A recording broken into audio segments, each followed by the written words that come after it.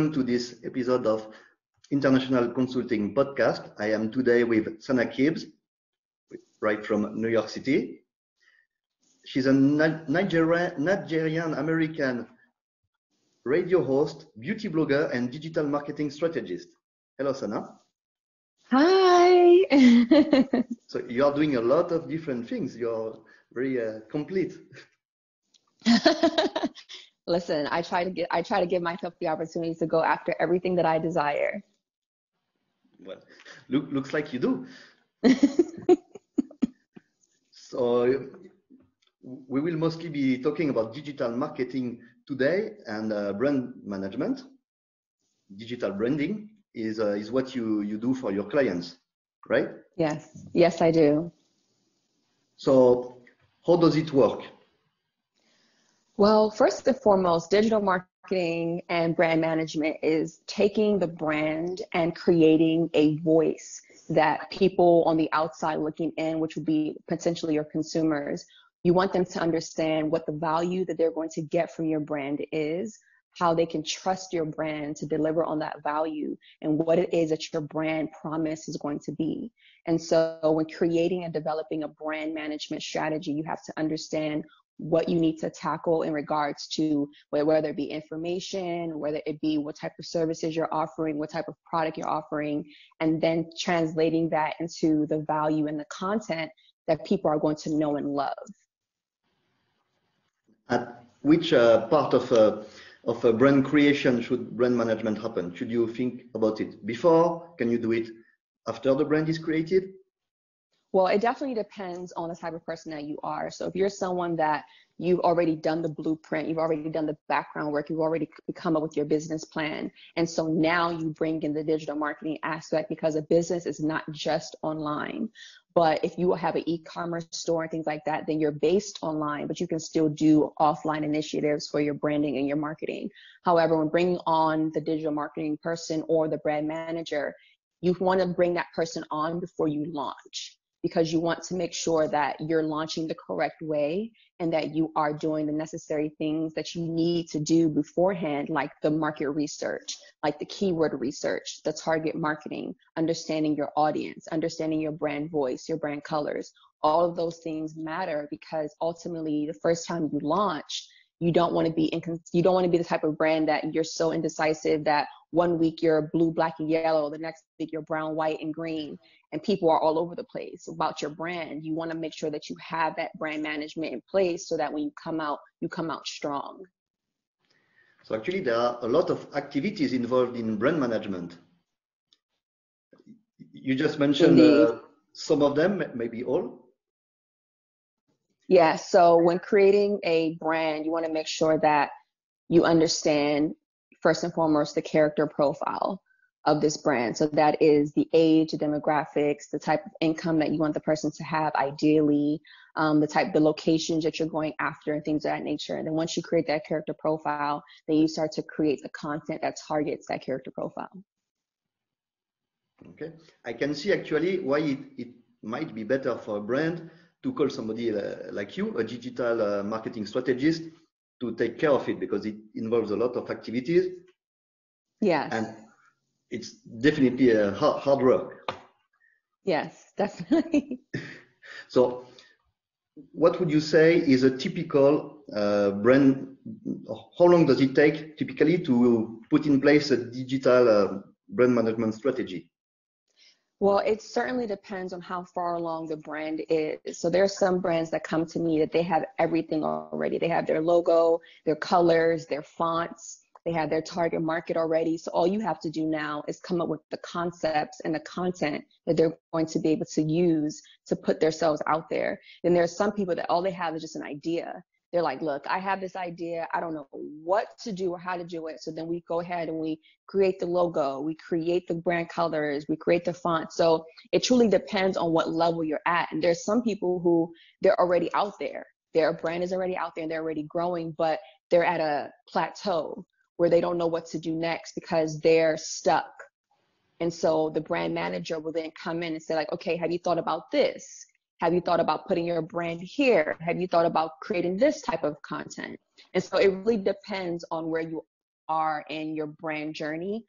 And that kind of tells you how long you're going to, like, what's going to be needed from a brand manager ultimately. Okay. Well, it is a lot of things. And are you, for example, are you able to take care of everything? So I like the middle part. So I like when the brand comes with their logo, their font, their colors, their voice, but they haven't really started yet. So I'm able to really go in there and just start everything from scratch. And not scratch in the way that they're looking for a logo, but just in regards to content. Because sometimes when you're working with someone who doesn't know anything about their logo, their brand colors, or anything, they can be really indecisive. And so it's harder to, like, do you like this? Do you like that? Do you like this? Do you like that? And so that can be a little bit gruesome and a little bit just time consuming. And then the other one is when you jump into a brand that's already created, sometimes they're so stuck in their ways that it's hard to pull them out of that, to say, like, hey, what you've done for these last 3 years are not working. So let's actually try this. But some people just are like, oh, but I want to, I don't. And so that struggle is hard. So I really like the middle tier of people who they have their brand voice and they know their target, but now they just want execution of their launch. And so when it comes to those type of people, I love working with that tier better, because I think that they're more open. And when they come to you, which goal should they look after? Is it like reaching a brand new audience, or?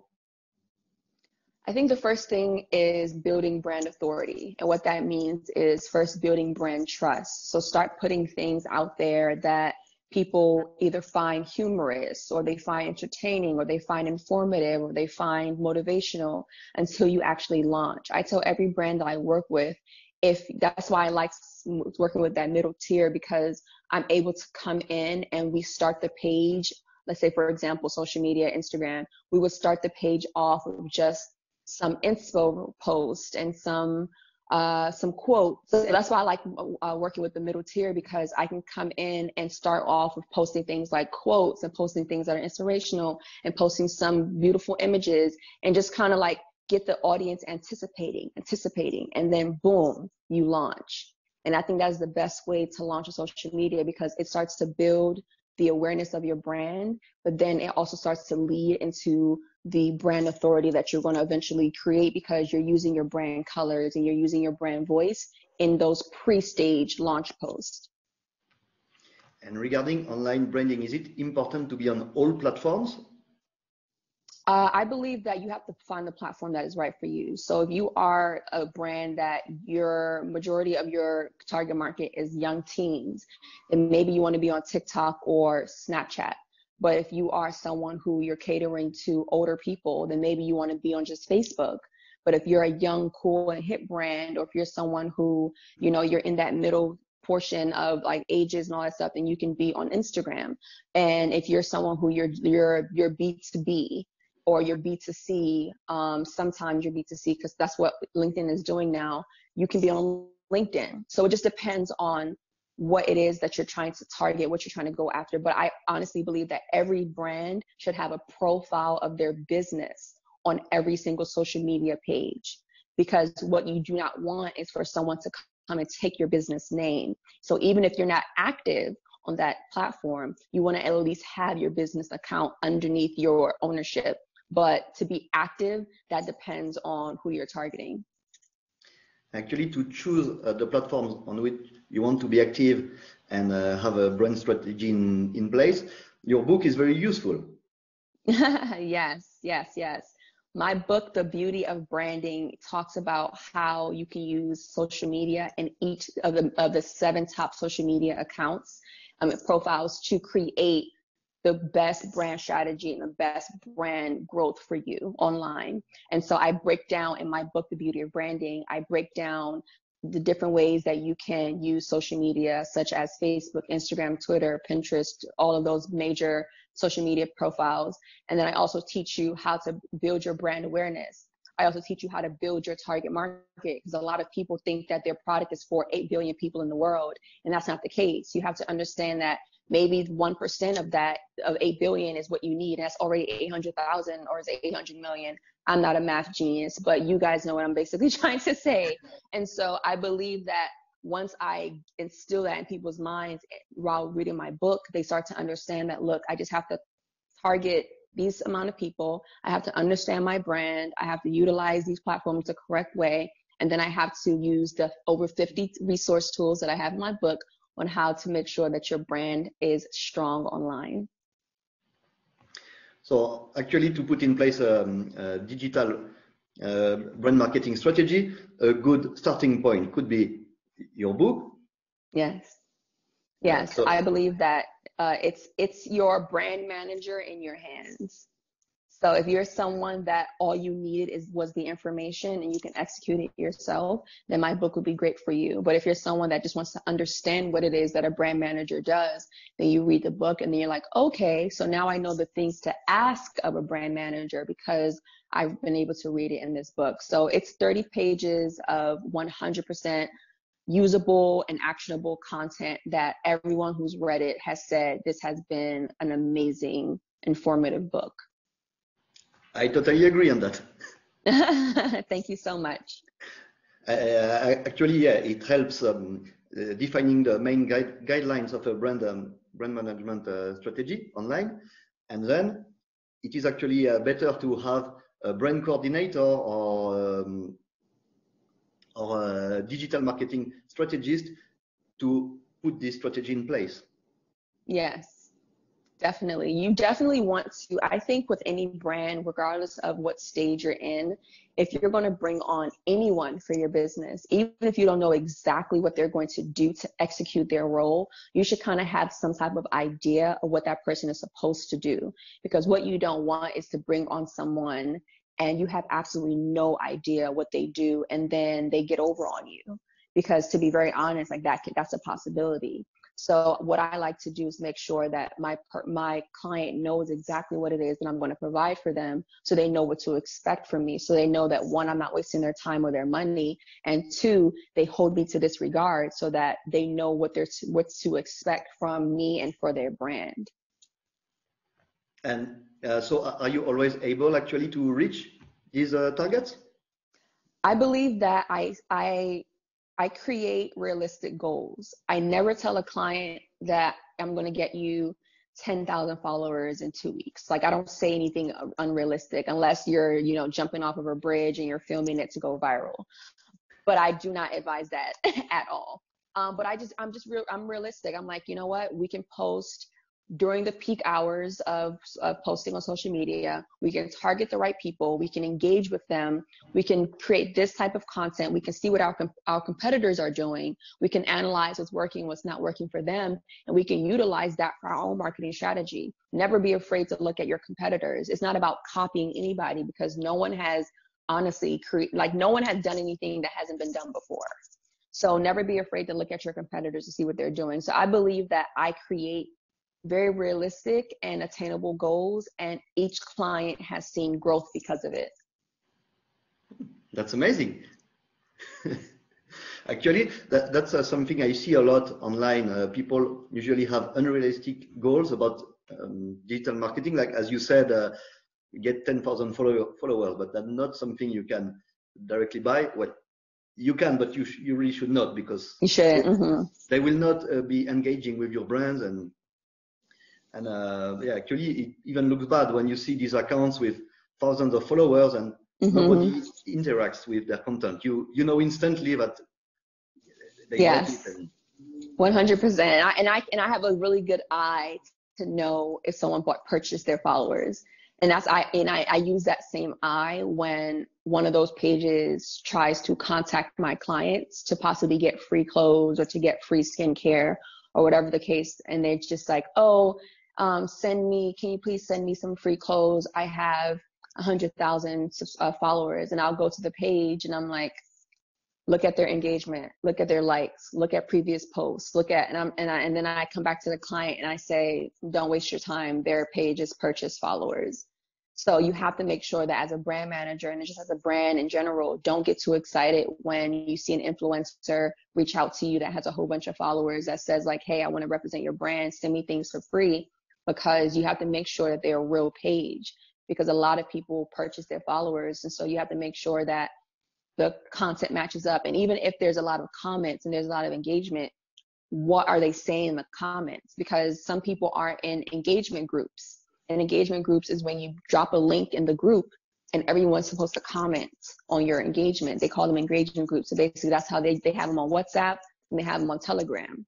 So I have to go in and make sure that, is this an influencer that has true engagement, or is this an influencer that is using one of those engagement groups? And so those are the things that's why having a brand manager is very important. Actually, you are yourself an influencer. So yes, accidental. How come?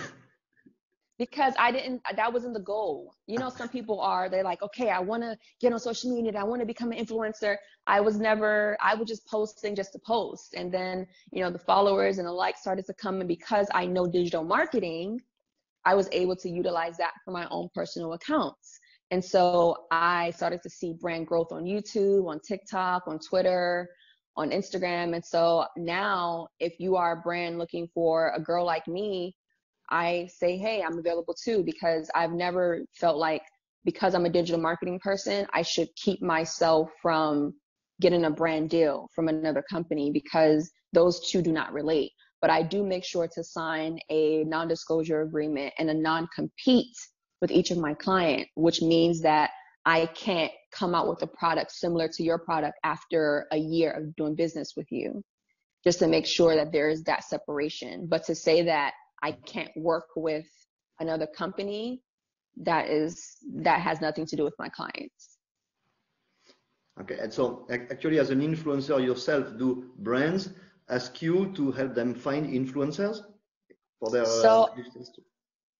So I've had, not brands that are my clients, they ask me to find influencers for them, but brands that are coming to me as though I'm the influencer, no, they don't ask me to find more influencers for them. But my clients may say, hey, I'm looking for, you know, influencers that will fit my brand. And so I will go ahead and I will search for those influencers. And then I will say, these are my top 5 or my top 10. And then I'll pass them along to the client. Then the client makes the decision if they want to work with those people. Is it a big part of a brand strategy actually to call on other influencers? Listen, that's one of the best brand strategies that you can come up with if you have the budget to do so. If you get a page that has 50,000 followers they're genuinely following them and they're truly engaging, and they wear your outfit or they post about your skincare, you will definitely see a return on your investment. It's just about, do you have the budget for that? Because some influencers, depending on how many followers they have, they may say $50, they may say $100, some may say $10,000. Kylie Jenner and the Kardashians do $1 million a post. So it just depends on your budget. So if you have $1 million to pay Kylie Jenner, she'll talk about your skincare. Maybe not, because she has a skincare brand herself, but that just basically lets you know that there's different levels. So I believe that if you have the budget for it, you should definitely consider getting micro influencers. And micro influencers are people between 10,000 to about, let's say, 35,000 to 40,000 followers, and see if they'll post your page. Okay. Generally for brands, is it better to have in-house digital marketing strategist, or to call on to external ones like yourself? I believe that it's all about, once again, the budget. Money is the ultimate source of how much you can do in this life. So I believe that if you have the means to hire someone full-time as your employee to focus solely on just your digital marketing, the reward of that is you have someone that's dedicated to your brand. And so they'll pay more attention to what your strategies and what your needs are. Whereas if you have a brand strategist that is a consultant like I am, or just a manager that you hire as a third party, then you have to understand that it's not going to just be your brand. You'll get the results that you want, but it's not going to just be your brand. So I could bring on another clothing boutique if you're a clothing boutique. I can bring on another skincare client if you're also a skincare client. And you can't fault me for that, or you can't say, oh, you're bringing on someone like me, because you have to understand that I'm also a business too. So I too have to keep my lights on. I too have to pay my bills. So it just depends on your budget. So some people will bring someone in full-time and in-house, and some people will just bring somebody on where it's just a service that you're paying monthly for. Okay, that makes sense. As a brand marketing strategist yourself, what is your favorite activity for brand development? I think one of my favorite activities, even though it's the most tedious, it is creating videos. I do enjoy creating videos because it piques my creativity, and it also, I learn while developing a skill. But then I love seeing the final result, because videos does 60% better on social media than pictures, because videos is visually stimulating. So whenever I create the video for the client and they're pleased, it makes me feel happy, because that's letting me know that you like my sense of creativity. And so because you like my sense of creativity, then we post it, and then it's also engaging to a larger crowd. It makes me feel good, like I made that, you know? So that is, it's just, that's one of my favorite parts of the digital marketing, is just creating video content, for sure. So actually, do you get requests for that? Or Yes. is it? Ah, okay. Yes, I do. Some people, they just want me to create videos and that's it. So they don't want to bring on a marketing strategist. They just want to pay for the video. So one thing about me is I understand that everybody has different levels of budgets and everyone has different levels of income. So not only do I have my monthly marketing rates, but I also have one-off services. And that basically is an a la carte service where I just list all the things that I can do for a brand. And you can say, okay, I can't pay you for a monthly marketing, but I can pay for a picture edit, a video, and a newsletter. And so I offer that to people, because not everybody has, $1,000 or $2,000 to bring on a monthly marketing manager, but they have $100 to get pictures edited, a video, and maybe a newsletter. So I don't like to limit what I can do for people. Is it actually an activity that brands do not know about, and you are trying to push towards them? Yes, definitely. Because I just feel like, listen, as much as we want to say, we want to charge people upwards of $3,000 to $5,000 if you're doing a third-party vendor or an agency, I believe that there's a lot of people who, they have a great idea, but because they don't have that $3,000 marketing budget, that idea never goes anywhere. So I want them to be able to come across brands of people like me that I'm like, okay, how much do you have? And then it's like, oh, okay, I have $300. I'm like, okay, for $300, I can do this for you. And so I love that, because it makes me know that in a way I'm helping someone.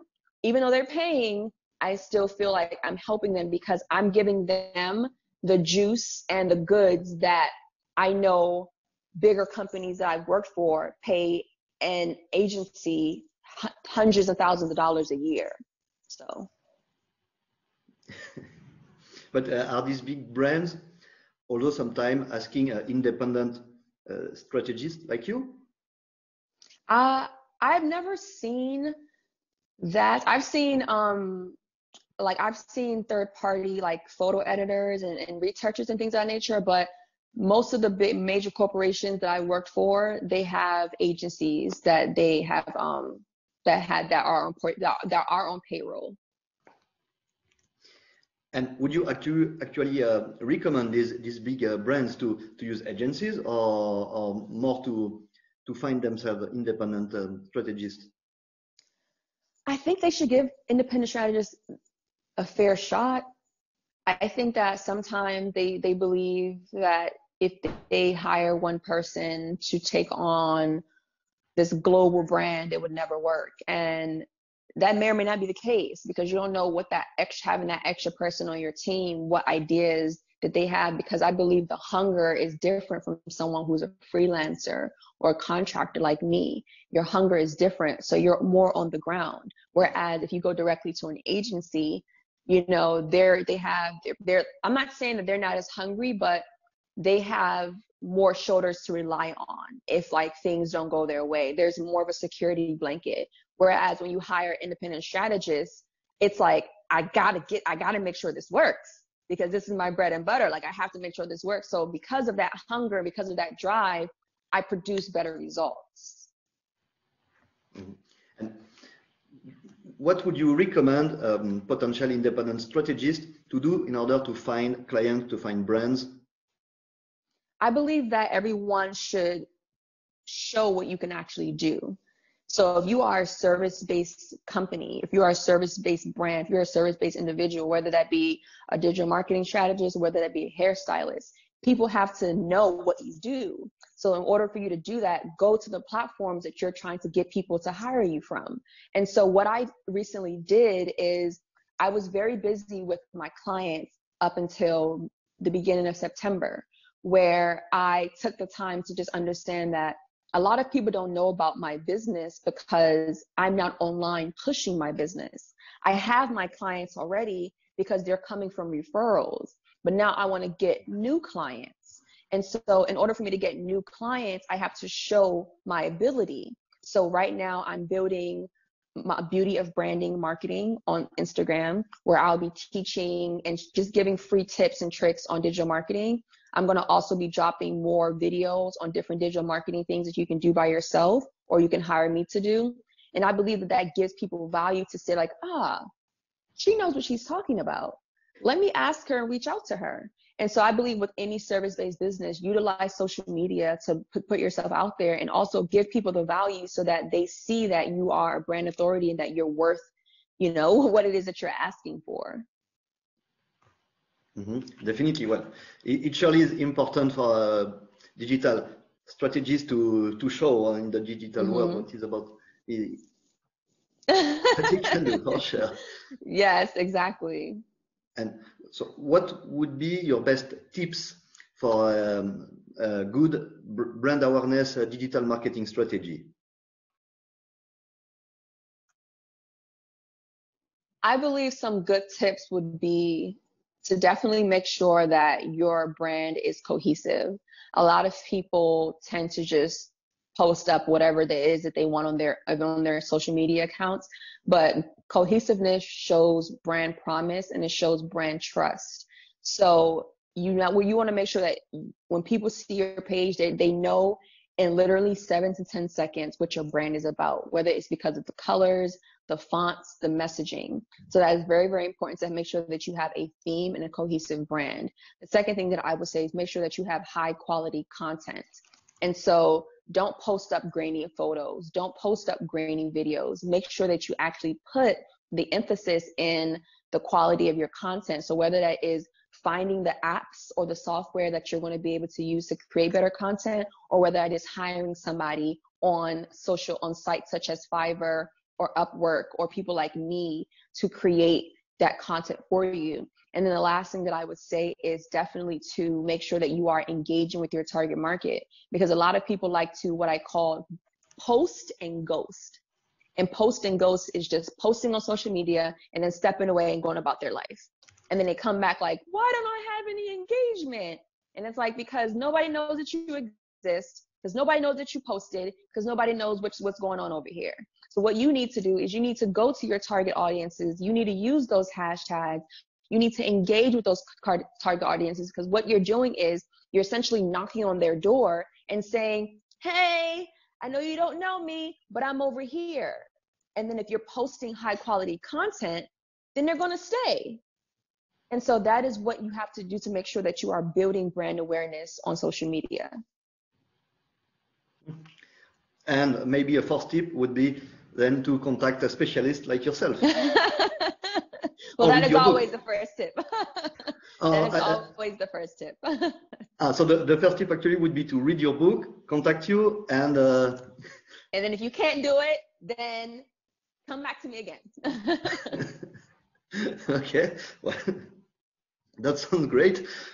Well, it has been very interesting talking with you. So maybe before we finish, you would like to tell a little more about yourself, your services? Yeah, so I am Sana Kibz. I'm a Nigerian American radio host with a radio show on one of the biggest radio stations in New York City, 107.5 WBLS. I am also a beauty blogger and I love all things skincare. So on my blog, I teach you how to make your own lotions and potions and hair oils and beauty oils and things like that from items that you can either buy from the store or from your kitchen. And then lastly, digital marketing. Digital marketing is now, it's not going anywhere. Social media is here to stay. And so building your brand online is super, super important. No matter if you are a mom and pop shop or a Fortune 500 company, utilize social media, follow the trends, get on TikTok, make some funny videos, do what's necessary to bring more brand awareness to your page. And if you can't do so, then reach out to me via sanakibz.com or Sana Kibz on all social media accounts. Okay, amazing. Well, I will surely do it. Please do. So it has been a very nice talking with you, Sana. Thank you so much for having me. I truly appreciate it. Thanks a lot for having joined. See you soon.